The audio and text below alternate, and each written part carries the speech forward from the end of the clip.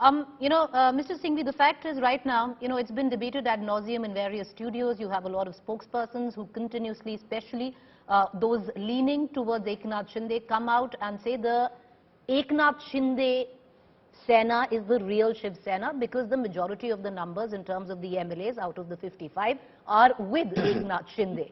Now, is just sheer numbers enough? Your voice is gone. Sir, can you hear me? Yeah. Mr. Singhvi, can you hear me? Repeat the last sentence. The question I want to ask you is, are sheer numbers enough to suggest that the real Shiv Sena right now is Eknath Shinde's and not Uddhav Thackeray's? See, that's begging the question. If you say real Shiv Sena in mere numbers, it may be true. Because the numbers in Guwahati may be more than the numbers not in Guwahati within the Shiv Sena. But again, it's begging the question because if you by real Shiv Sena mean that has the 2/3 gate pass allowed by the constitution been fulfilled, then obviously that is yet to be proved. As a matter of fact, I told you, had really 2/3 gone of the Shiv Sena number, you would have by now had a proper formal stake to claim to form the government and a floor test demand before the governor. The fact that Mr. Shinde has not made that, the fact that the BJP and Mr. Shinde together have not written to the governor to that effect, and remember, this is a friendly state government, central government, and the appointee of a friendly central government is the governor. The fact that they have not done so is proof positive of the fact that they don't have the requisite numbers. So the word real begs the question. If you say just mere numbers that 10 are mine and 5 are yours and therefore I am the real, it may be true. But if you say that in the law of defection, which otherwise takes place, the real happens only if 2/3 leave and not one person less than 2/3. Well, then it begs the question, who is the real one? Well, if because if you're saying they don't have the numbers, then when the anti-defection law does kick in, can these rebel MLAs be disqualified, Mr. Singhvi? I've just answered that question. Of course they can be, but that takes a process.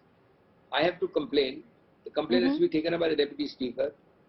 He gives a notice, the other side replies, then he hears them like a judge and then he passes an order. Of course he can disqualify. I just said that. But, according to me, it is blatant defection and clear disqualification. Right. But Mr. Singhvi, we are assuming that he doesn't have the numbers because you think if he had those numbers, then he would have come in for the kill already, right?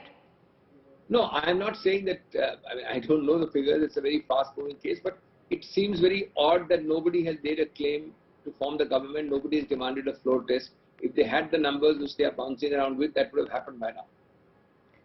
Mr. Singhvi, I'm going to ask you two quick questions now. Moving away from your legal perspective, you're from the Congress. The Congress would also need to look at its own lot with what is developing right now in Maharashtra. You are a part of the Mahavikas Aghadi.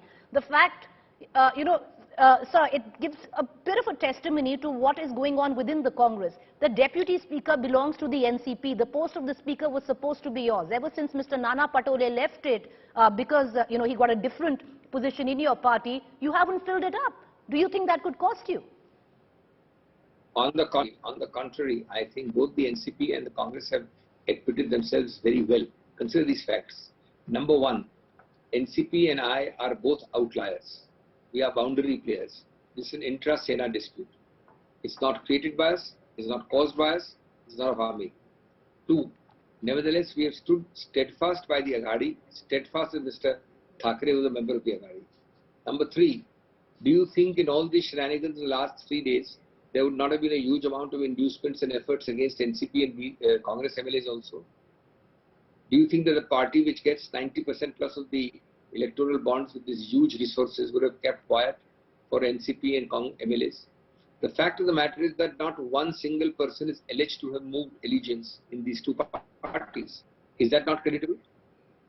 So let us not kind of, just generally expect. Right. But Mr. Singhvi, the fact is it might be the internal matter of the Shiv Sena. It has not just potential, it's staring you in the face where it could bring down your government, which you are a part of.